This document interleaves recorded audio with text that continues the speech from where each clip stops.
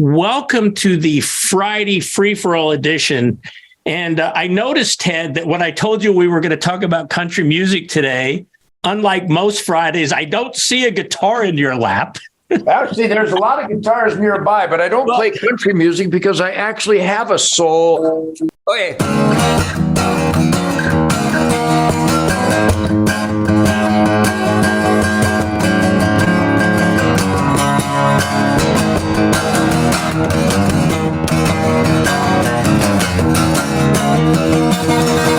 No, I don't play country music. I play real music.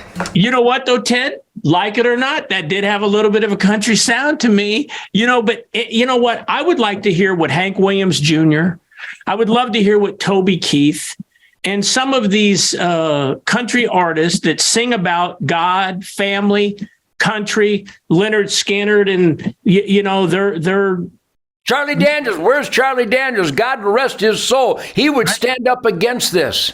Right. And I noticed that the event last night was in Austin, Texas. The Country Music Awards are usually in the state of Tennessee. And I have a hunch, Ted, that this 29-year-old female performer, I'm not even going to say her name because I don't want to give her the deference. Tennessee just passed a law to ban drag queen performances in school.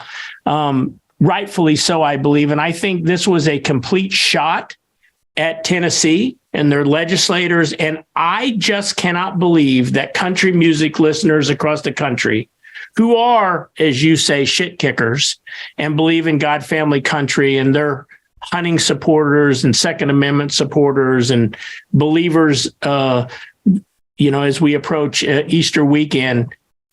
I found this to be appalling. What's your take? Well, again, I've got a lot of country and Western fans. John Rich is a great man. He plays killer music. He's more rhythm and blues most of the time. The great Michael Austin, he's a soulful country artist that plays really music about the country, the United States of America, the country living, the farming, the ranching, the outdoor lifestyle. Certainly Toby Keith and Blake Shelton most of the time represent that spirit, that shit kicker, working hard, playing hard, country spirit. I'm a big fan of that stuff. Tim Montana, he considers himself country, but he's actually rhythm and blues. All the best country artists are actually rhythm and blues artists trying to be rock and rollers, and they do a damn good job. And I respect all of them. In fact, I revere all of them. But to think, Charlie Daniels, he was a dear friend of mine. So many, Hank Jr. is a buddy of mine. He plays Cat Scratch Fever every night because everybody's got to play one killer song at least. Got Toby Keith plays Stranglehold every night. Of course he does. And their bands are amazing. Their spirit is amazing. They believe in God, family, country, freedom, law and order. The First Amendment, the Second Amendment. So I would propose the following, Keith. How have we let country music turn into drag queen music? Unreal. Anything more anti-country than celebrating the perversion of drag queens and the sexualization of young boys and girls by perverted fat men dressed like whores? And we've got a country artist that is celebrating this, and a country artist could this. She's not a country artist. She's a Satan artist.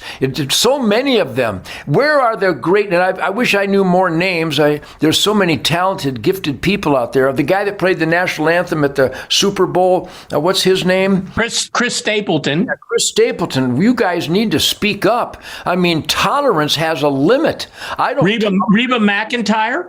Reba McEntire seems to promote, faith-filled. Yes. George Strait, Garth Brooks.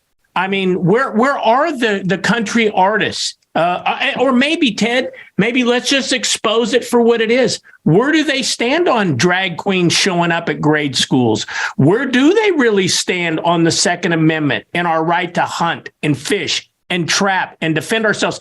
Even your friend Bill Maher recently on one of his shows agreed that guns were an equalizer for women when they're facing crime. Good morning, Bill. Welcome to reality, my friend. Where are these country artists, Ted? Where are your contemporaries, celebrities, if I can use that word, on these issues? Maybe they just don't agree with us. I want everybody to listen very closely. I'm going to quote the top country artist in America. I believe He's the top country artist, the highest paid country artist in America. And he's a hunter. And I say, beep, why don't you stand up? I know you acknowledge you're a hunter, but hunting is a big part of your life. It's the ultimate healing powers of nature. It's conservation, balancing the herd, the best diet, environmental awareness, and cleaning this air, soil, and water, cleansing habitat of wildlife. I said, why don't you stand up and promote it more? You're on TV all the time. You have the top grossing gigs. You're the highest paid country artist. Quote, I'm not going to piss off all those liberals. They're worth $50 million a year to me.